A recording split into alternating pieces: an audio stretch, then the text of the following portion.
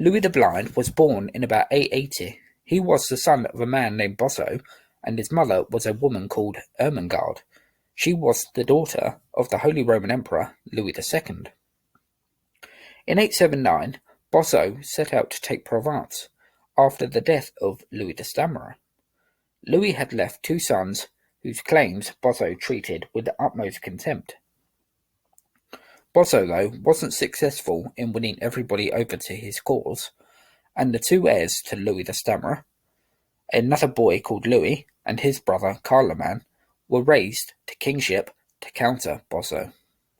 As such, Boso's time as King of Provence was dominated by warring against Louis and Carloman, and in 882 he essentially lost most of his territory after he was besieged at Vienne by his own brother. Boso was not a popular man. He was viewed as a usurper, which is what he was, and treated with the deserved hostility, not only in his own realm, but by other Frankish rulers. One chronicler even implies that the other Frankish kings made their vassals swear that they would try and eliminate Boso if they were presented with the opportunity. Such was Boso's popularity at the time of his death in 887. Whilst all that had been going on, his son Louis had been born in 880. The timing seems to have been quite opportune for Boso, as he had only seized power the year before, and so perhaps hoped that the birth of an heir might stabilise matters for him and make him a more attractive king. But unfortunately for Boso, this was not the case. Like a lot of other children born into power in 9th century Europe, Louis came into a world dominated by infighting and corruption. On the death of his father, when he was aged about 7, Louis and his mother moved to ensure they stayed in power, and they visited the Emperor Charles the Fat. The Emperor, who was by now in poor health, recognised Louis as King of Provence and adopted him. However, not long after, Charles was deposed by his nephew Arnulf of Carinthia, and Louis had to recognise Arnulf as his overlord. In the early 900s, Louis began to reach an age of majority, and in keeping with this, his power and influence began to grow as he grew more and more mature. In Italy, there was a growing discontent with how the country was being ruled by a man called Berengar, and so the nobles invited Louis to take over, and he was crowned emperor in 901. It wasn't to last, however, and Berengar reclaimed power the following year and brought Louis to terms. A couple of years later, Louis reneged on this peace agreement, and this is where he earned the nickname the Blind. Berengar, mimicking something usually seen in the Eastern Roman Empire, rather than totally eliminating his rival, had Louis blinded instead. This spelled the end of Louis's brief period as emperor, but he would remain King of Provence for another 23 years.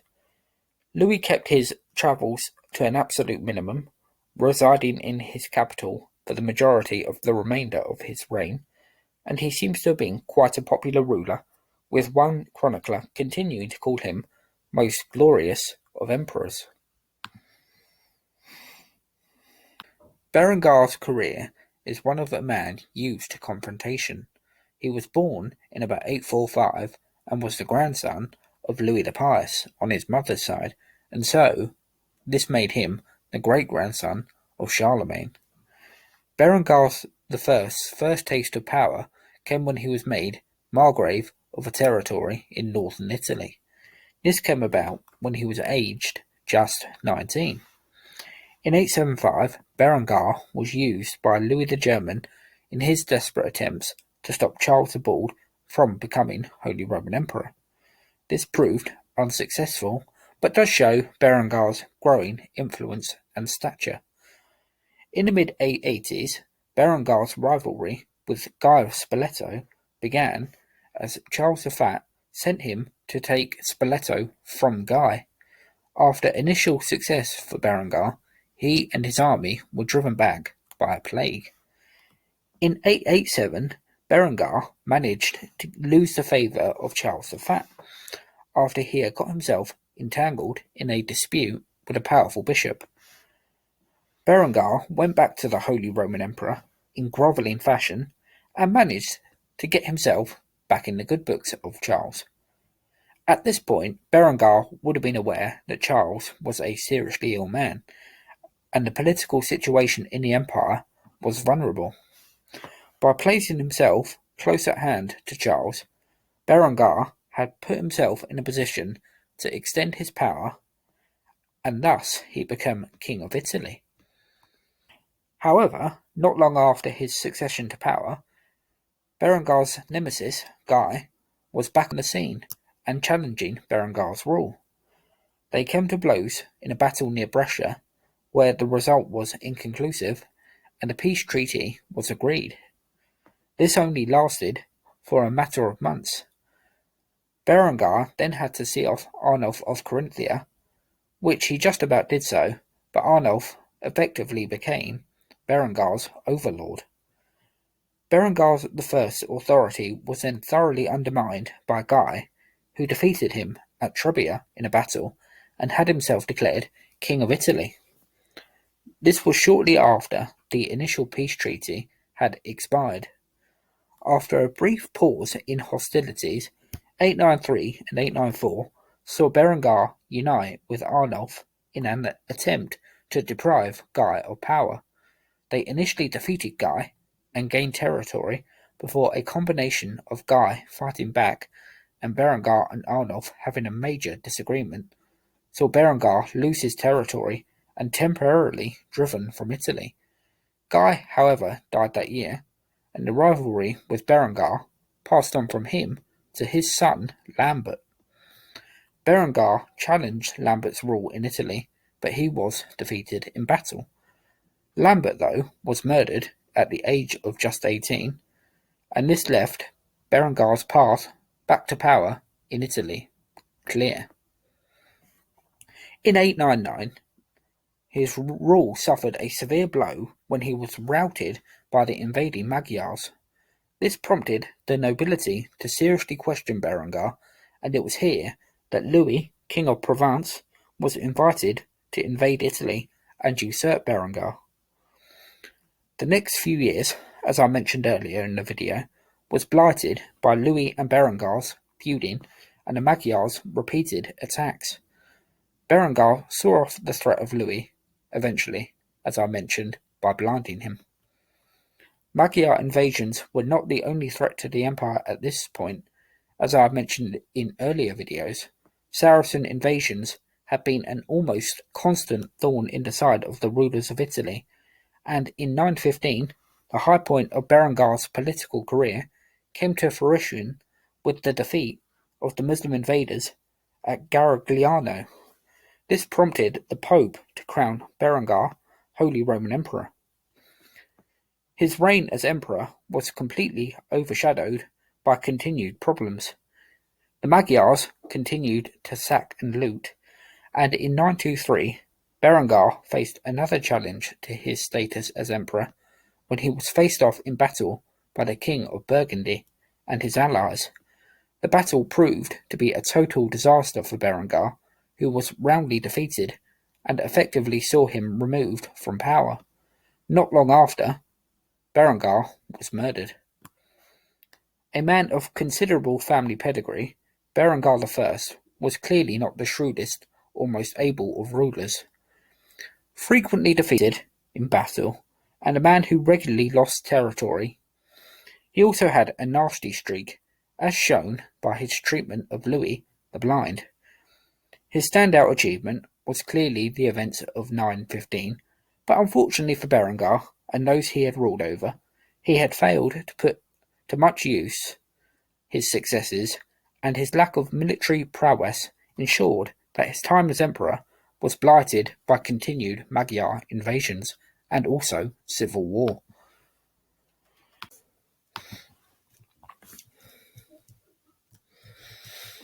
Otto I was the son of Henry the Fowler, who himself was King of Germany between 919 and 936. Henry's early career was dominated by a marriage controversy. His attention had been caught by a woman called Habsburg. She was a widow who had sworn to take the veil after the death of her first husband. However, this didn't put off Henry, who was extremely eager to marry her, and indeed the wedding did take place. Among the clergy, though, there was extreme disquiet over the match. Henry, not wishing to give in, went to seek the advice of the then German king at that time, Conrad I. Conrad seemed to sympathize with Henry and attempted to mediate between Henry and the clergy. In the end, though, Henry and Habsburg's marriage was dissolved. In 909, Henry made a second marriage. This time his bride was a woman by the name of Matilda. She was the daughter of a Saxon nobleman and would prove to be the mother of Henry's heir, Otto. Conrad I died in late 918. Before he died, he advised his nobility that they should elect Henry as his heir. He did this despite there being a breakdown in relations between himself and Henry through the 910s. Conrad's options were really limited as he had no children, and so, looking to the future, he had to put aside any ill will he might have had towards Henry in order to avoid civil war in his kingdom and ruin his own legacy. The nobility elected Henry king, and he was crowned about 6 months after the death of Conrad. The chroniclers are generous in their praise of Henry. One calls him the father of his country and the greatest and best of all kings. Thietmar of Mersburg shares in those sentiments and says that qualities that can be seen in Henry could also be found in his son Otto. Things didn't necessarily get off to the easiest start for Henry, however. On coming to the German throne, he insisted on certain regions, including Bohemia, on paying tribute to him. This didn't go down well, and the territories in question responded by rebelling against Henry. After a period, Henry managed to bring the Bohemians back into line. But a far bigger problem for him came in the shape of the Magyar invasions. This had been a problem in Europe since the previous century, and Henry had to find a way of dealing with this threat. Initially he attempted to react by force, but he came unstuck and was defeated in battle. His next tactic was essentially to pay them off. Bribing invading forces would not last forever, and indeed the Magyars would continue to be a thorn in the side for Henry for most of his reign. Henry would continue to strengthen his realm by building defensive fortifications and bringing rebellious regions back into line. He had successes against the Vikings and helped to Christianize some of his pagan enemies. Henry had repeated struggles against the King of West Francia, Charles the Simple, who ended his career in captivity. Pretending to be saddened by this, Henry hoped to take another of Charles's possessions, Lotharingia, which he first intended to do so by diplomacy if he could help it. The region, after Charles's death, had technically become the property of a man named Giselbert. Having met Giselbert and seen firsthand a young man of noble birth with the qualities required to rule, Henry reconsidered the matter and had him marry his daughter instead. This was a canny move. To all intents and purposes, Lotharingia was still in his hands, and had at the same time also made his daughter a good marriage. The next item on the agenda for Henry was to secure his dynasty and produce heirs. After the dissolution of his first marriage, he married Matilda. This marriage was successful in its primary purposes in that it provided Henry with sons and heirs. 2 of them would become Dukes of Bavaria and Lotharingia, respectively. The firstborn, Otto, would become one of the most renowned of all early medieval European rulers. Queen Matilda also had something of an interesting family history. Some of her distant relations had been involved in the Saxon wars that would plague Charlemagne over a century earlier, and her uncles had fought against the Vikings. The fact her son became known as Otto the Great firmly establishes her own place in history. During the 9-year peace treaty with the Magyars that Henry had secured, Henry had not only been on a program of fortress building, but had also put in place plans for the men he had to garrison the fortifications. They were to train day and night in preparation for any invasion that might come, and he planned extensively to ensure that the men had the required provisions. These new strongholds would also be used for law courts and assemblies. These forts were especially needed. The chroniclers tells of the sparse strongholds throughout the kingdom that were either poorly maintained or damaged from repeated civil wars or from battles and sieges against the Magyars and other peoples. Thoughts now turned to Otto and his future. A match was made for him with Edith, the daughter of King Edward the Elder. According to Wittikind, she was popular with the people and would produce for Otto 2 children, a son and a daughter. The marriage came at a particularly successful time for Henry in his campaign against the Magyars. He had secured the succession. Henry would succeed him as ruler of all his territories on Henry's death in 936. He had also repulsed Viking incursions and ruled over his kingdom with shrewdness and authority. When he died, aged around 60, his citizens mourned his passing. Wittikind calls him the best of Europe's kings.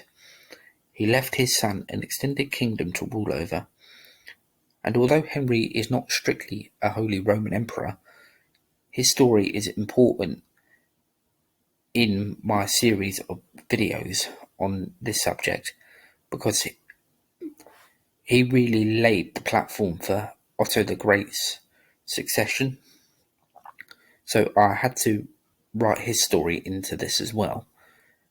And further down the line, there are going to be other people that I talk about in these videos that are, although they're not actually Holy Roman Emperors, they keep the story rolling, if you will, and actually talking about them is absolutely unavoidable. So although this video is not really technically about Otto the Great, I will go into more detail about him in my next couple of videos. But this is kind of the groundwork to that. So talking about Henry the Fowler was unavoidable.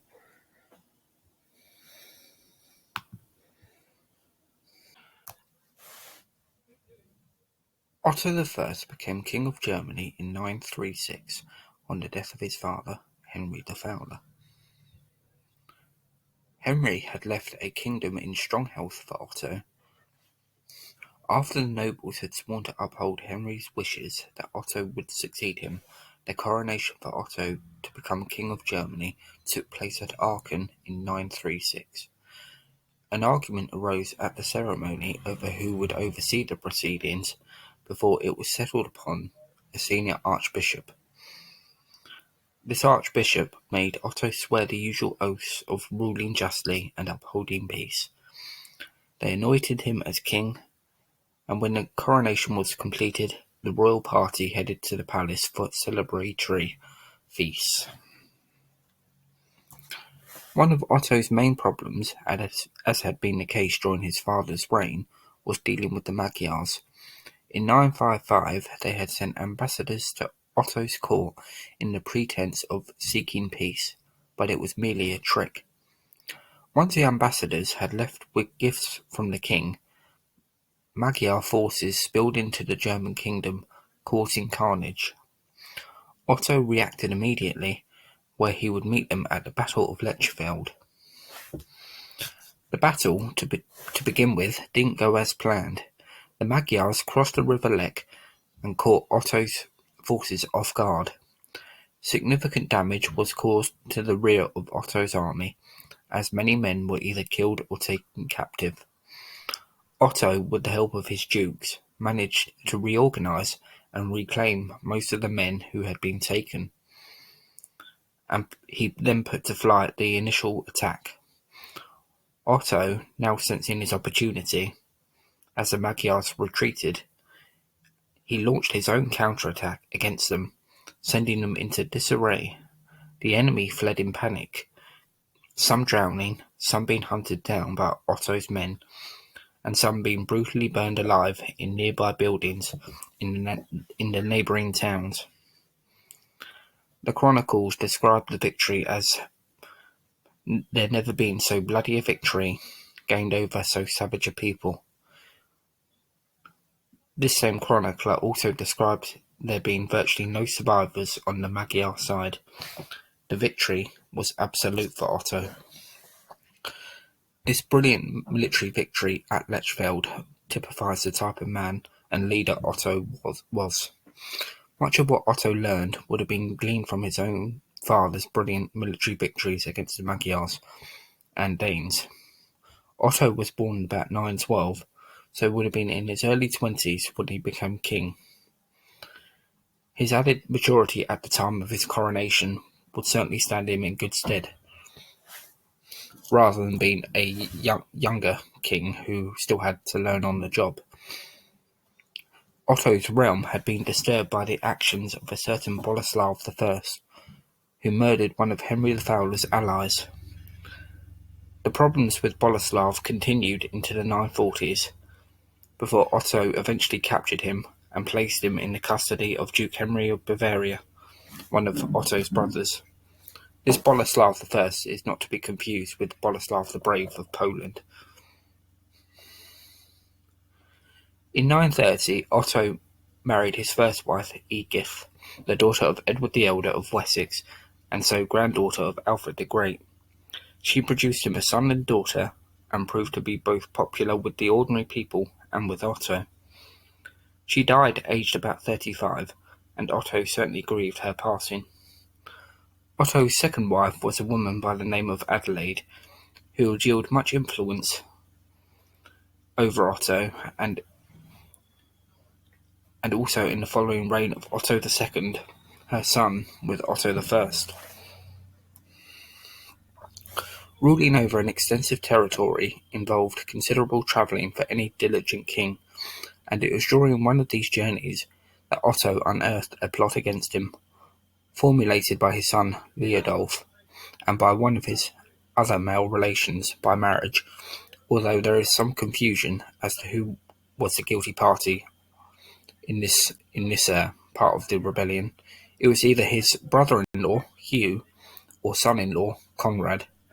Either way, the man responsible had clearly been whispering in Leodolf's ear, as Otto had been quite clear in his intentions to give his son at least a share of the power. The rebellion became serious, with Bavaria in particular turning their backs on Otto. Disgusted by this, he ransacked the neighbouring countryside, leaving the citizens in no doubt as to his feelings towards them. Leodolf had certainly attempted to capture Mainz, to add insult to injury. One of the key men in this uprising then made matters worse in 954 by allying himself with the Magyars, just a year before Lechfeld. After causing a substantial amount of damage to the king's forces, the rebels then incited Otto to go back to Bavaria and besiege that region again after their previous treachery.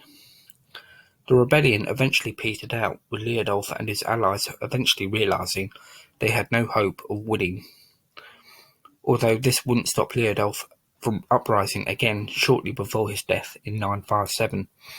Despite all the troubles his son had caused him, Otto was certainly deeply upset when news of his passing had been brought to him. After a civil war against his own son and wars against the Magyars, Otto took a break from defensive wars and decided to invade Lombardy in 961, where he removed the troublesome king of Italy, Berengar II, from power and sent him into exile. The next step for Otto on his road to greatness now was to have himself crowned Holy Roman Emperor, which he would achieve the following year.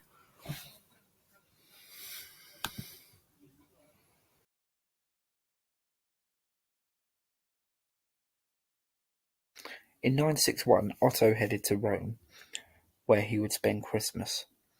It was in early February 962 that Otto was crowned Holy Roman Emperor by Pope John XII. Even though Berengar II had formerly been deposed as King of Italy by Otto, he was still deemed a sufficient enough threat to peace in the empire that the imperial army turned their attentions back towards him, where he was besieged at San Leo.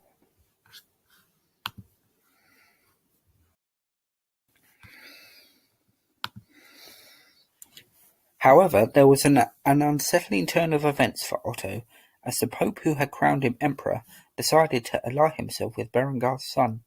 This could be considered surprising, as Berengar had previously invaded papal-held territory. When they heard that Otto was once more on his way to Rome, Pope John and Berengar's son, named Adalbert, didn't waste any time in fleeing the city, carrying with them as many valuables as they could. Support in Rome was divided. Some sympathized with John, others sided with the emperor. However, whatever the general feeling was, the city paid due respect to Otto when he arrived.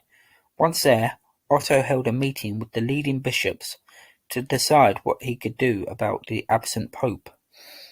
It was decided upon that John should be restored to power, but once he refused the request for his return, he was deposed, and elected in his stead was Pope Leo VIII.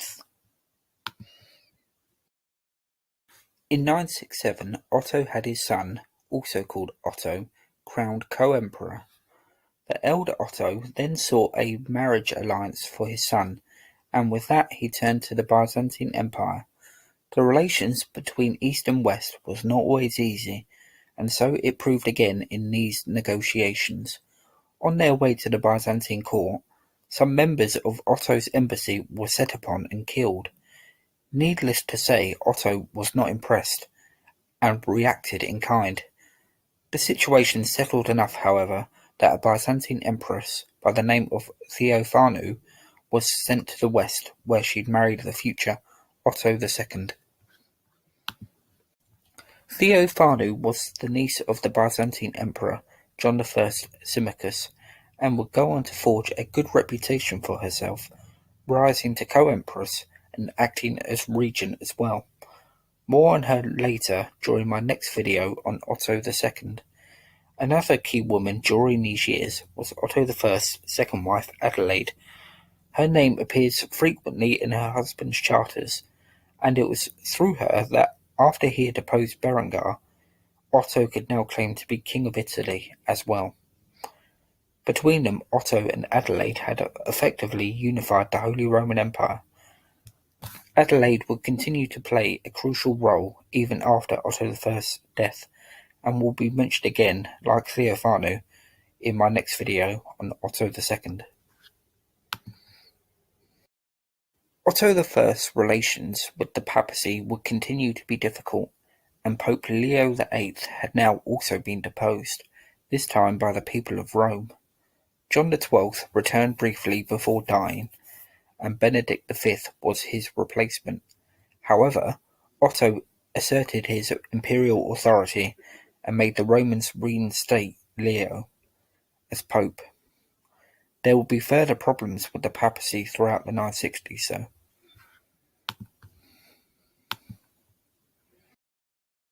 Otto I spent the last year of his life back in Germany, having finally returned in 972. He had, with no little difficulty, established imperial authority over Italy, having brought it into the empire with his marriage to Adelaide, improved, again with some serious issues, relations with the Byzantine Empire by marrying his son off to a Byzantine princess, and left the succession secure with his son crowned co-emperor.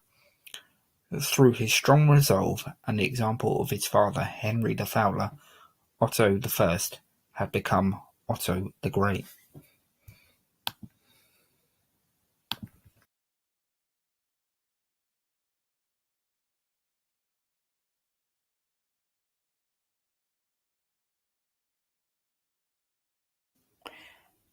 Hello, my name's Rich. I'm the creator of Medieval History Buff. I'd just like to say a quick thank you to those that have subscribed to my channel, and also to those that have simply watched my videos. The channel is still small, and I expect it to remain so for a little while yet, as I continue to work on my content, but I am extremely grateful for the support that I have received, and generally so far it's almost all been universally positive, so I am extremely grateful to those that have interacted with me and commented on my videos and hit the sub button. If you do like my content and you watch it, please feel free to hit the sub and also to interact with me, whether that's on YouTube or on any of my other social media accounts, which you can find details of in the description. So yeah, so please hit like, subscribe and comment. Born in 955, the son of Otto the Great, Otto II had some act to follow. His father is regarded as the first true Holy Roman Emperor since Charlemagne. His life would be altogether brief, however, dying at the age of just 28. His short career included being crowned emperor alongside his father in 967 when he was still only 11, and marrying a Byzantine princess.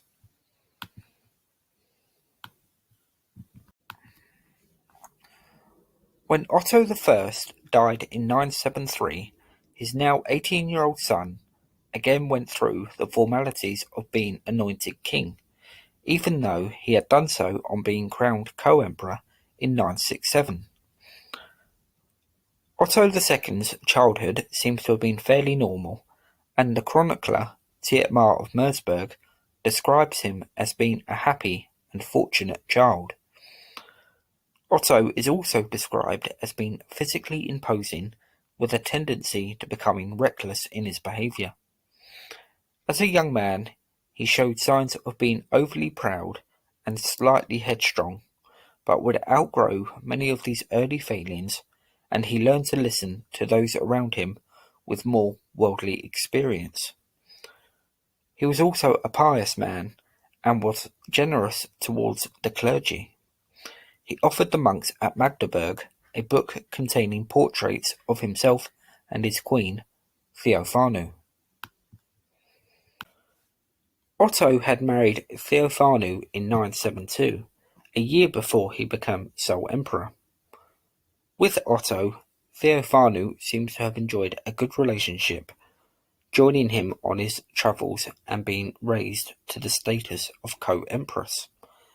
There were some chroniclers who were somewhat sniffy towards her. Perhaps this was because that Theophanu was Byzantine, and the Holy Roman Empire and the Byzantine Empire had a tumultuous relationship, or perhaps because, as a woman, she was no shrinking violet. Another strong female figure in the life of Otto II was Adelaide, his mother, who outlived both Otto and Theophanu, and is said to have been quite glad when Theophanu died in 991. When Theophanu became regent on behalf of her and Otto's son, she seems to have governed sensibly enough, despite any tensions there may have been with her mother-in-law. Thietmar of Mersburg describes Otto's continued generosity towards the church, including Thietmar's own place of residence at Mersburg, granting the bishops there lands and abbeys for their own benefit and use. Otto faced some problems in his realm, with a rebellion being led by Duke Henry II of Bavaria. Having initially captured him and placing him in prison, Otto may have thought he had brought the trouble to a halt, Thietmar does describe the prison as being secure and well guarded. This couldn't have been the case, however, and Duke Henry escaped, proclaiming himself emperor. This time Otto threw his full force at the Duke, deposed him, excommunicated him, and besieged.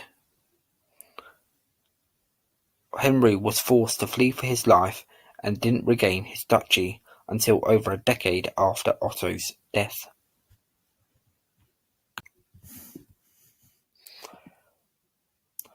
While the troubles with Duke Henry were ongoing, Otto had shown his potential as a military leader.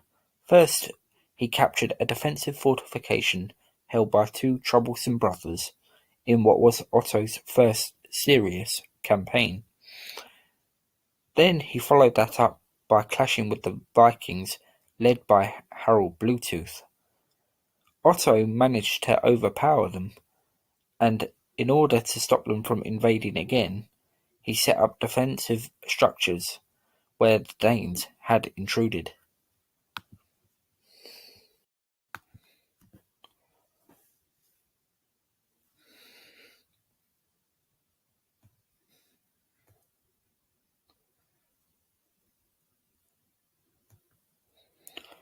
Otto then found himself embroiled in a war against the King of France, Lothair.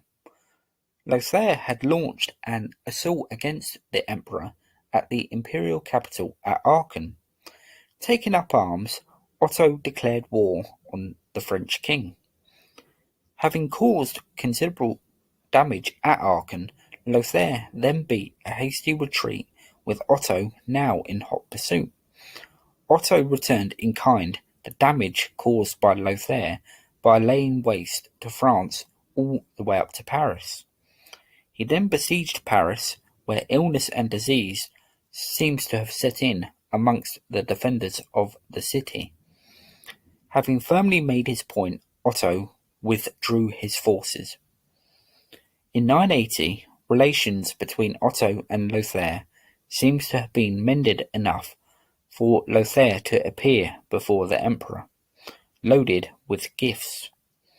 Like his father, Otto had proved himself to be a strong leader in times of trouble, and this show of homage by Lothair must have been extremely gratifying for him. It was in that same year that Otto's son and heir, Otto III, was born. The baby was born shortly before the emperor left for Italy, where he would spend the remainder of his reign. Throughout his reign, whether the threat had come from Dane, Frank, or Saracen, Otto had kept an iron-fist grip on his territory and responded to any invasion with brute force, driving back the enemy from whence they came. In Calabria, the emperor had to deal with the nuisance that was the Byzantine Empire as the East and West turbulent relationship continued, and he was successful in regaining territory that had been briefly captured by the Byzantines. Such was Otto's widespread accomplishments, from thwarting Lothair to halting the machinations of the Eastern Roman Empire in the south of his kingdom. Otto had shown potential for greatness in his own right. What had tarnished his reputation in the eyes of history is the simple fact that he had died far too young. His heir was a mere toddler, and with child rulers comes anarchy. The strong rule of the first two Ottos was now about to be challenged on the succession of Otto III.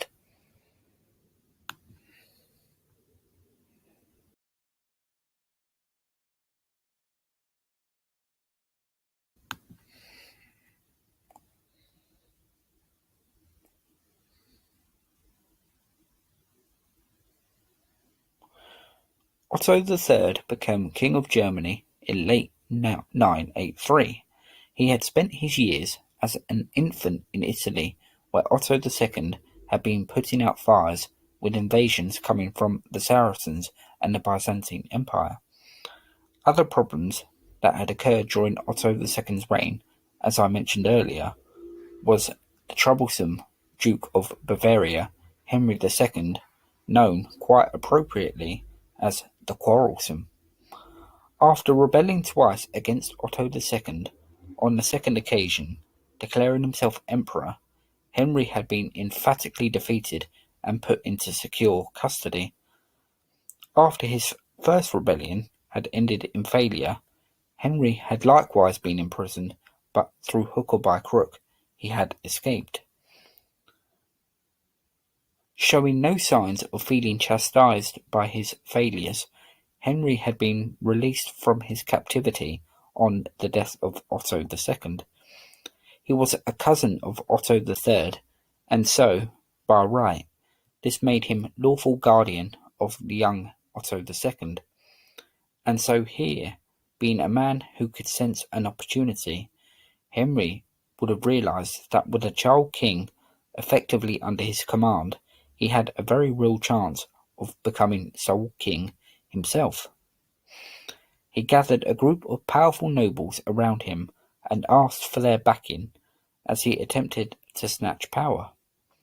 The nobles were reluctant to do so, however, and their meeting ended in serious tension, with some excusing themselves from support, perhaps fearing another civil war, while others, sensing Henry's growing irritation at the lack of enthusiasm for his plot, withdrew from the meeting altogether. Whilst he did have some supporters, Henry had also managed to alienate key figures who remained loyal to the little Otto III and now swore to thwart any further attempt from Henry the Quarrelsome to claim the crown. Around Easter of 984, Henry's support continued to grow, with 3 dukes also coming over to his side.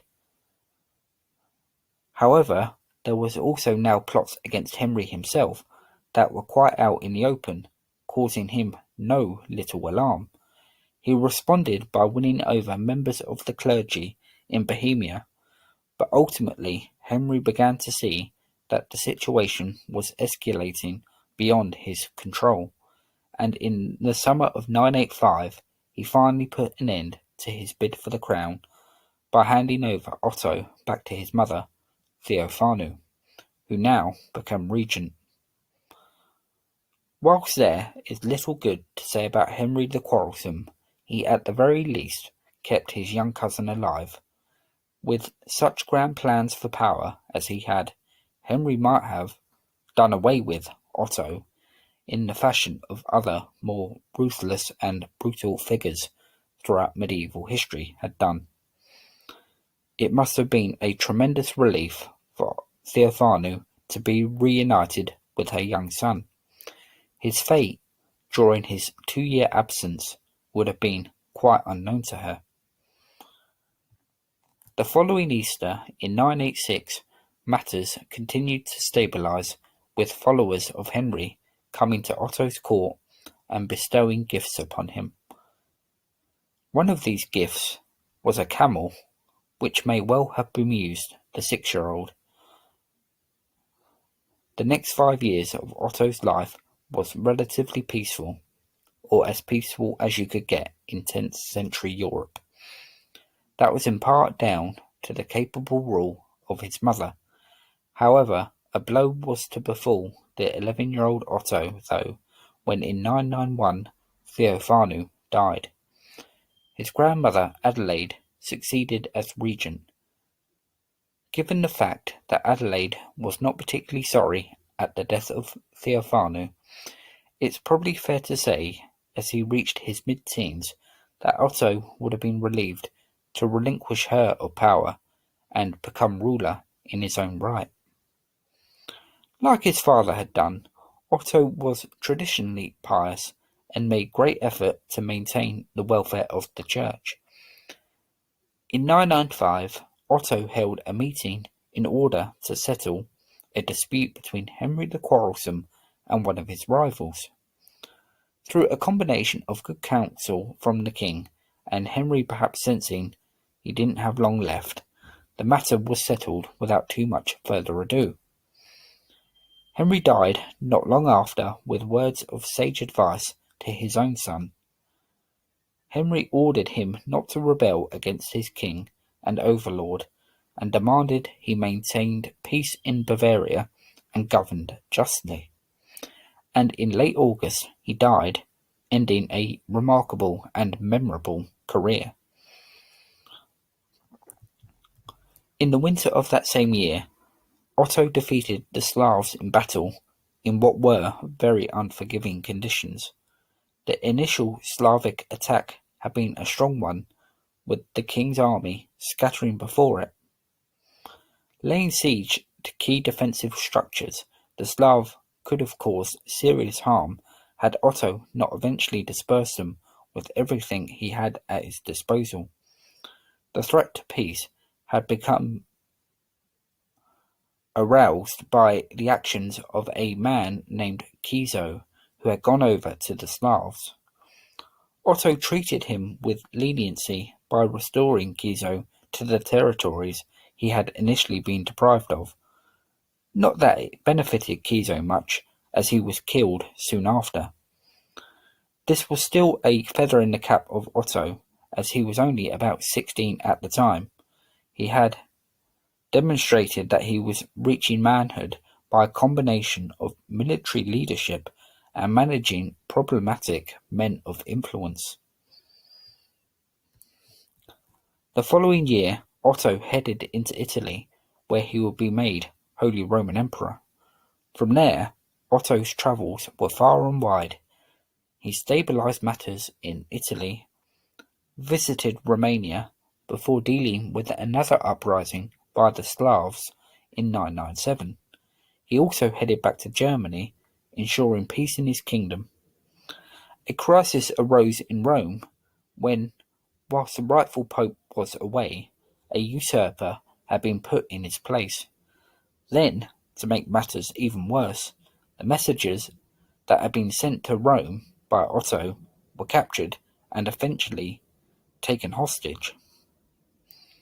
Otto was thus obliged to march on Rome and restore order and free his messengers. The usurper, John of Calabria, unsurprisingly panicked when he heard the imperial army was heading towards him, and so fled. He didn't escape long, however, and paid the price by having his eyes, nose, and tongue cut off. Otto, in the year 1000, visited Aachen and the resting place of Charlemagne. Rather tactlessly, and what must have caused some deal of disapproval, he opened the tomb of Charles the Great and removed relics and hung them from his own neck. This is a strong indication of how he wished to see himself in history, and he perhaps must have achieved similar greatness if he had lived longer. But he died in 1002, aged just 21. The cause of his death was unclear, and it came at a very inopportune time. He was a young man, just finding his feet as emperor, and was just about to, as his father had done, marry a Byzantine princess. She was Zoe, daughter of Constantine VIII, and she would be empress too, in her own right. This now meant he died without siring an heir and securing the succession, and this would have serious consequences in the years to come.